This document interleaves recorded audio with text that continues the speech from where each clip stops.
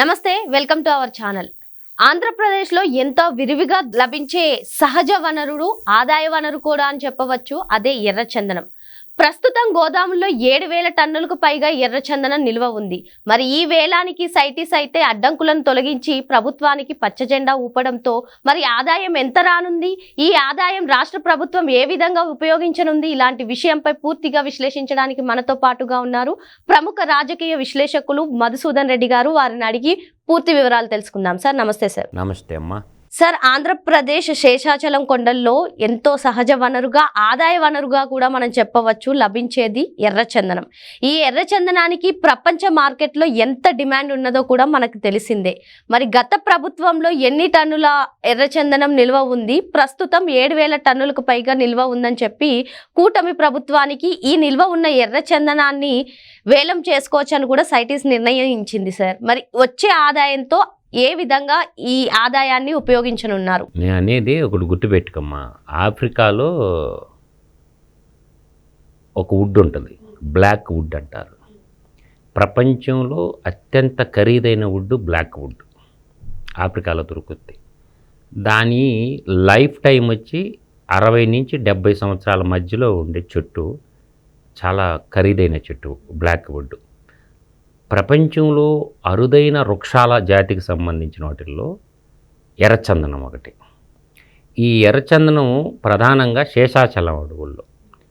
శేషాచలం అడవులు అనగానే దక్షిణ భారతదేశంలో శ్రీశైలం మల్లన్న టెంపుల్ దగ్గర నుంచి ఏడుకొండల కలియుగ ప్రత్యక్ష దైవమైన వెంకన్న స్వామి దాకా ఈ మధ్యలోనే ఉంటుంది ఎర్రచందనం మొక్కలు. ప్రపంచవ్యాప్తంగా ఈ వుడ్కి ఎందుకంటే కాస్మోటిక్లో వాడతారు, ఆయుర్వేదంలో వాడతారు, మెడిసిన్లో వాడతారు. తర్వాత ప్రధానంగా ఏంటంటే ఈ వుడ్డు మ్యూజికల్ ఇన్స్ట్రుమెంట్స్ వాటికి వాడతారు. మా గ్రామంలో మా ఇంట్లోనే అనుకోమ్మా, మా ఇంట్లో నాగలి అప్పట్లో ఎర్రచందనం ఉండేది. నాగలి, దున్నే నాగలి. మా ఇంట్లో రోకలి బండ, పచ్చడి దొక్కుంటారు కదా, రోకల బండ అంటారు, 1 మీటర్ పొడుగు ఉంటుంది, అది ఎర్రచందనమే ఉండేది. మా ఇంట్లో మజ్జిగ చిలికే కవ్వం, మజ్జిగ చిలుకుతారు కదా, ఆ కవ్వం కూడా ఎర్రచందనమే ఉండేది. తర్వాత మా ఇంట్లో ఉన్న ఎడ్ల బండి ఇరుసులు ఉంటాయమ్మ. అంటే వాటిని అంటే చక్రం ఉంటుంది కదా, ఆకులు ఉంటాయి, చుట్టూ ఆకులు ఉంటాయి, ఆ ఆకులన్నీ ఎర్రచందనం ఉంటాయి. తర్వాత బండికి పరంజా ఉంటుందమ్మ, ఇలా పొడుగ్గా, దానికి అడ్డంగా కట్టి పెట్టాడు, అయ్యి ఎర్రచందనం. తర్వాత నాగళ్ళు నేను చెప్పాను కదా, రోకళ్ళు అంటే సంక్రాంతి పండుగ వచ్చినప్పుడు ఈ ఎలక్ట్రానిక్ గ్రైండర్ లేనప్పుడు ఆడవాళ్ళు జల్లెడి పడుతుంటే మగవాళ్ళు దంచేవాళ్ళు, అవన్నీ ఎర్రచందనమేనమ్మ.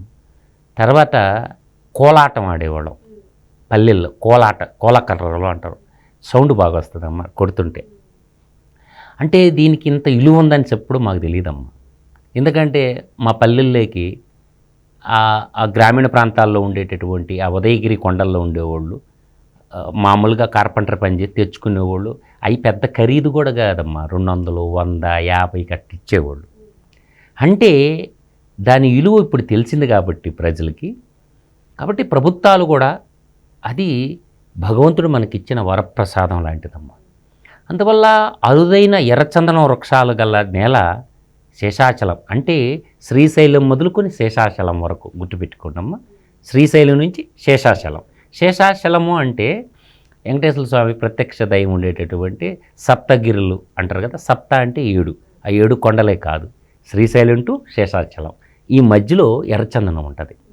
అది ఈరోజు ప్రపంచవ్యాప్తంగా మంచి రేటు ఉంది. ఇది రాజకీయ నాయకులకి స్మగ్లర్ అనకూడదమ్మా, అసలు మెయిన్ స్మగ్లర్ రాజకీయ నాయకులే. అంటే రాజకీయ నాయకులకి అల్ప సంపాదనకు అలవాటు పోయి అడవులు నరికేయటం వల్ల, అదంటే 25 సంవత్సరాలు చెట్టు అయితే మంచి ధర వస్తుంది. దాంట్లో బెరడు కూడా, ఏళ్ళు, బెరడు, పొడి మొత్తం విలువైందేనమ్మా. అందువల్ల ఏంటంటే మా పల్లెల్లో ప్రతి ఇంట్లో ఉంటుందమ్మా. ప్రతి ఇంట్లో నేను చెప్పిన అంటే ఈ మధ్యకాలంలో ఒక 4-5 ఇయర్స్ క్రితం మా ఊర్లో పాత ట్రాక్టర్లు వచ్చినాయి కదా తల్లి, ఈ ఎర్రచందనం బండ్లన్నీ కొనుక్కోబోయారు. ఎందుకు కొనుక్కోబోయారని రైతులకు అప్పుడు అర్థమైంది. ఒరి కొడుకులు స్మగ్లింగ్ చేయడానికి వచ్చారు అని చెప్పి వేలకి వేలు పెట్టుకున్నారమ్మా. దాని విలువ తెలియదు యాక్చువల్గా. ఇప్పుడు సోషల్ మీడియా ద్వారా, ప్రింట్ మీడియా, ఎలక్ట్రానిక్ మీడియా ద్వారా దాని విలువ తెలిసింది కాబట్టి ప్రజలు కూడా దాని జోలికి పోవటం లేదు. అందువల్ల ఏంటంటే ఇప్పుడు 7,000 టన్నులు నిల్వ ఉంది అంటున్నారు. వాటిల్లో గ్రేడ్ ఉంటుందమ్మా. ఏ గ్రేడు ధర వచ్చి 65 లక్షల నుంచి 75 లక్షల మధ్య ప్రభుత్వం ఆ ధర నిర్ణయించడం జరిగింది, ఏ గ్రేడ్ ధర. తర్వాత మనకి బి గ్రేడ్ వచ్చేసరికి ప్రభుత్వ ధర 36 లక్షలు పర్ టన్నుకి నిర్ణయించడం జరిగింది. అదేవిధంగా సి గ్రేడ్ వచ్చేసరికి 20 లక్షల రూపాయలు ధర నిర్ణయించడం జరిగింది.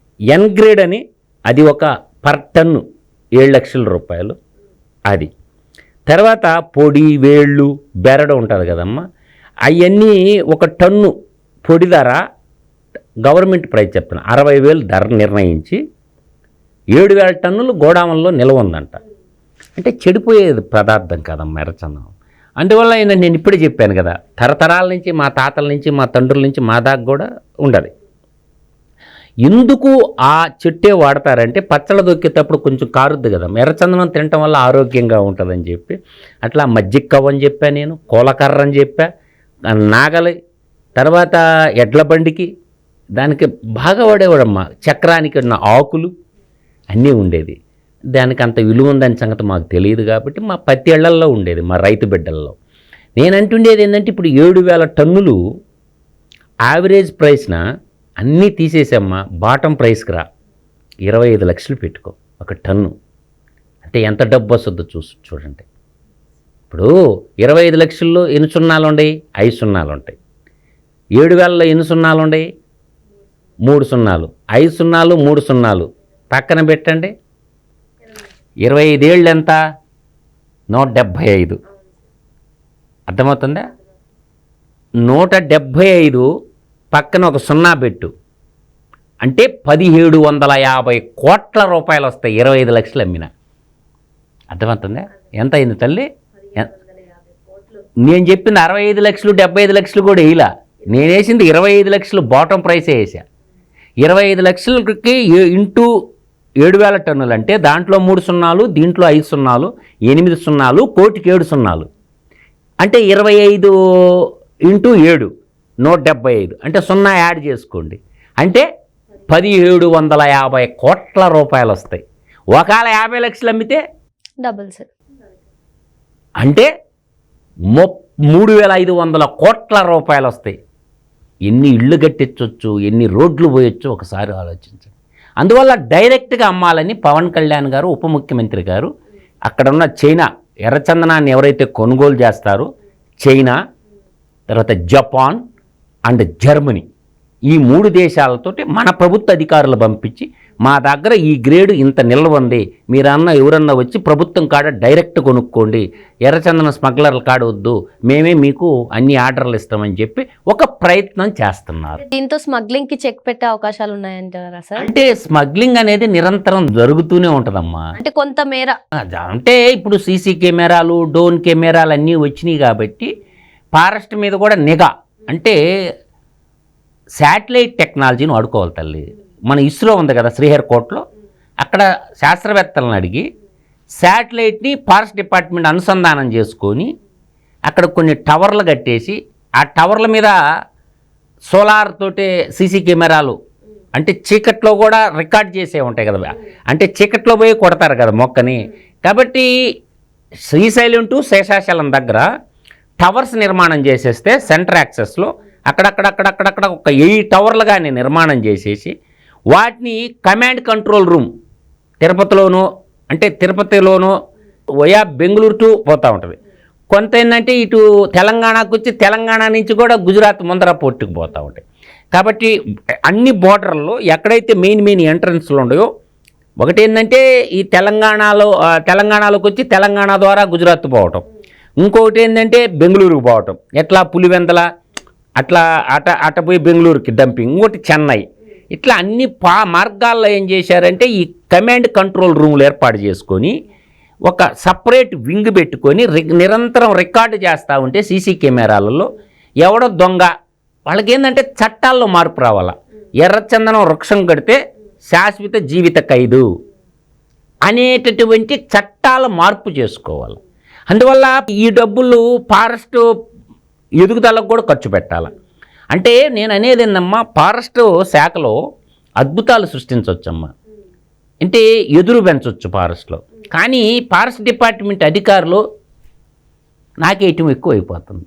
అందువల్ల ఎప్పుడైనా సరే ఫారెస్ట్ అనేది మన జీవన యానానికి భగవద్గీత మన జీవన గీత అన్నట్టు వృక్షాలు మానవ మనుగుడికి చాలా మంచి అమ్మ.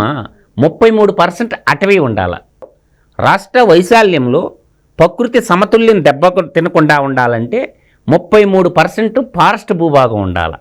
అప్పుడు స్వచ్ఛమైన ఆక్సిజన్ వస్తుంది, వర్షాలు సకాలంలో కురుస్తాయి. ఆయుర్వేద మొక్కల్లో పెంచడం వల్ల, ఆయుర్వేద మందులు అమ్ముకోవడం వల్ల రాష్ట్రానికి ఆయుష్ డిపార్ట్మెంట్ ఉంటుందమ్మా. ఆయుర్వేద మొక్కల్ని ఫారెస్టులు విరిగా పెంచి అక్కడ ఫారెస్ట్ రేంజ్లో ఆయుర్వేద మందులు తయారు చేసి ప్రపంచం అంతా అమ్ముకోవచ్చమ్మా. అంటే ఈ పనులు చేయరు. అందువల్ల ఏంటంటే ఫారెస్ట్ డిపార్ట్మెంట్ అనేది చిన్న చిన్న నీటి కుంటలు కట్టడం వల్ల నీళ్లు నిలవబెట్టవచ్చు ఫారెస్ట్లో. అంటే భూగర్భ జలాలను పెంచవచ్చు. సో ఎండల నుంచి ప్రజల్ని కాపాడవచ్చు. అందువల్ల నేనంటుండేది ఏంటంటే ఈ ఎర్రచందనం అనేది అరుదైన వృక్షం. అది మన భారతదేశంలో పుట్టడం ఆ మహాతల్లి. అందువల్ల ఏంటంటే మన అదృష్టంగా భావించుకోవాలా.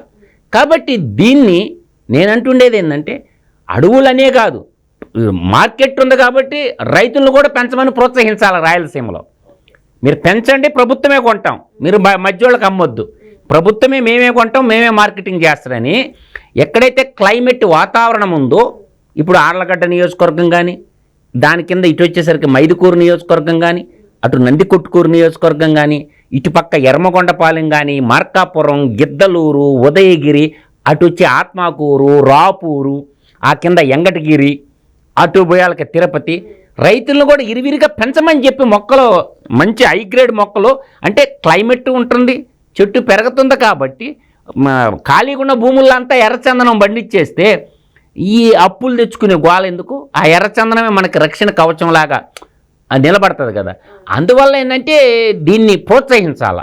ఫారెస్ట్ డిపార్ట్మెంట్ కూడా మంచి వ్యాలిడ్ క్వాలిటీ ఉండే మొక్కని, అంటే ఒక బిడ్డ పుట్టారమ్మా, 25 ఏళ్ళు మ్యారేజ్ చేయాలి, ఒక ఆడపిల్ల పేరు మీద 10 మొక్కలు నాటండి. 25 ఏళ్ళు వయసుకు వచ్చిన తర్వాత మ్యారేజ్ చేయాలంటే ఎవరన్నా పోయి అప్పులు అడిగేదానికంటే ఆ మొక్కలు అమ్మేసుకొని మ్యారేజ్ చేసుకోవచ్చుగా. ఇప్పుడు ఒక అమ్మాయి పుట్టింది, ఆ బెల్ట్లో 10 మొక్కలు నాటండి అమ్మాయి పేరు మీద, ఒక టన్ను అయితే ఒక 25 లక్షలు వస్తాయిగా. మంచి ఆలోచనే కదా. అందువల్ల ఏంటంటే ప్రపంచంలో డిమాండ్ ఏదైతే ఉందో దానికి సప్లై మన దగ్గర ఉంది కాబట్టి, ఆ వాతావరణం మన దగ్గర ఉంది కాబట్టి ఆ చెట్టుని విరివిరిగా పెంచమని. ఇప్పుడు శ్రీగంధం కూడా మంచి మార్కెట్ అమ్మా. ఇప్పుడు మా చేలో కూడా శ్రీగంధం వేసి ఉండా నేను. అందువల్ల మా ఊరిలో కూడా ఎర్రచందనం ఎటు పెట్టినా అవపడద్ది. ఇప్పుడు మా ఊరు చుట్టుపక్కల మా మండలంలో టేకు, ఎర్రచందనం, శ్రీగంధం ఈ 3 చెట్లు మేము వేస్తాం తల్లి. అంటే పొలం గట్లు అమ్మిడేస్తాం, అవి ఏపుగా పెరగతాయి. ఎందుకు వేస్తాము అంటే మా మామగారు ఊరక వేస్తే, టేకు చెట్లు వేస్తే చెట్టు 2000 లెక్కన అమ్మాడు, వాడు 10,000 లెక్కన అమ్ముకోవచ్చు. ఊరక ప్రకృతి ఇచ్చింది కదా డబ్బులు. అంటే ప్రొటెక్షన్ కోసం 10 ఎకరాలు 20 ఎకరాలు పండ్ల తోట వేసేటప్పుడు చుట్టూ టేకు చెట్లు వేసాడు. ఒక చెట్టు 2000 లెక్కన అమ్మాడమ్మా. అదే మార్కెట్లో 10,000. కానీ అది మాకు అల్పాదాయం. 10 లక్షలు వచ్చినాయి అమ్మ ఊరక టేకు మొక్కలు అమ్ముకుంటేను. అంటే నేను అనేది ఉద్యానవన శాఖ కానీ, ఫారెస్ట్ శాఖ కానీ, ఇట్లా ఈ పండ్ల తోటల చుట్టుపక్కల శ్రీగంధం, ఎర్రచందనం, టేకు, ఇంకొకటి వేప చెట్లు వేయటం వల్ల ఇంకో గృహ నిర్మాణాల్లో ఫర్నిచర్ కావాలి కదా, కిటికీలు కానీ, దర్వాజులు కానీ, డోర్లు కానీ ఉన్నాయి కదా, వాటికి ఎక్కువగా ఇదే వాడతారు. టేకు వాడతారు, ఇంకా ఏం వాడతారు, వేపకర్ర ఎక్కువగా వాడతారు, వేప, టేకు. అందువల్ల యాపాకులు, యాప గింజల వల్ల నీమాయిలు వస్తుంది, పొలాల మీద పిచికారీ చేసుకోవచ్చు, యాప పిండి భూమిలో వేస్తారు, చెట్లకు బలం వస్తుంది. ఇట్లాంటి ఆలోచన ఫారెస్ట్ డిపార్ట్మెంటు ఇరువిరిగా యాప చెట్లు పెంచడం, ఇరువిరిగా టేకు చెట్లు పెంచడం, ఇరువిరిగా మన ఎదురు చెట్లు పెంచడం. ఎదురు కూడా అన్ని రంగాల్లో ఉపయోగపడద్దమ్మా, చాలా రంగాల్లో ఉపయోగపడద్దు ఎదురు కూడా. అందువల్ల ఏంటంటే ఇప్పుడున్న ఫారెస్ట్ డిపార్ట్మెంట్ ఆదాయాన్ని ఇప్పుడు ఒక 1000 కోట్లు వస్తుంది అనుకమ్మ, సపోజా 10,000 కోట్లకు సునాయాసంగా తీసుకుపోవచ్చు ఆయుర్వేద మొక్కలు పెంచడం ద్వారా. అందువల్ల ఒక ఎర్రచందనం ఒకటే కాదు, ప్రోత్సహించండి పెంపకాన్ని, ఫారెస్ట్ శాఖ సేకరించి మార్కెటింగ్ చేయండి. ఇంకా నీకు ప్రజలు వాళ్ళకి ఎందుకు అమ్ముతారమ్మా? అందువల్ల ఏంటంటే దొంగ బుద్ధులు ఉండకూడదమ్మా. సమాజం బాగుపడాలంటే అందరూ బాగుండాలి, అందులో మనం ఉండాలని కోరుకోవాలి. కానీ 1,000 కోట్లు ఆ డబ్బులు తెచ్చి రాజకీయాల్లో పెట్టి మంత్రులు అయిపోయి, ముఖ్యమంత్రులు అయ్యి, కొన్ని జీవితాలు పోలీస్ స్టేషన్లో సమిధులు అయిపోయి, కఠినమైనటువంటి చట్టం చేయాల. ఎర్రచందనం మొక్క నరికితే శాశ్వతమైన జీవిత ఖైదని మన ముఖ్యమంత్రి గారు దాన్ని ఏం చేయాలంటే చట్టాలను సవరణ చేయాలి. ఎవరైనా ఎర్రచందనం కేసులో కానీ ఇరుక్కుంటే నాన్ బెయిల్ ఇచ్చేదానికి లేదు, త్వరితగతిన ఫాస్ట్ ట్రాక్ కోర్టు పెట్టి జీవిత ఖైదు వేయాలి. అందువల్ల అటువంటి చేసినప్పుడు కూడా రాజకీయ నాయకులు కూడా దాంట్లో ఏలు పెట్టకుండా ఉంటారు. కాబట్టి ఇది మంచి ఆలోచన. నేనేం చెప్పాను తల్లి, 7,000 టన్నులు ఇంటూ 25 లక్షలు వేసుకుంటే 1,750 కోట్లు వస్తాయి. ఓ పోనీ 50 లక్షలు అమ్మిందనుకో, మన అదృష్టం బాగుండి 3,500 కోట్లు వస్తాయి. ఎన్ని ఇళ్ళు కట్టొచ్చు ఆలోచించండి. కాబట్టి ప్రభుత్వానికి దొరికిందే 10 పైసలు అయితే 90 పైసలు దాటిచ్చేశారు దేశ సరిహద్దులు. కాబట్టి ఈ కూటమి ప్రభుత్వం ఈ దిశగా ఆలోచించాలని కోరుకుంటున్నాను తల్లి. మొత్తానికి ఎర్రచందనం ఆంధ్రప్రదేశ్లో పెరగడం ఆంధ్రప్రదేశ్ అదృష్టం అని సార్ అంటున్నారు. Thank you sir. నమస్కారం.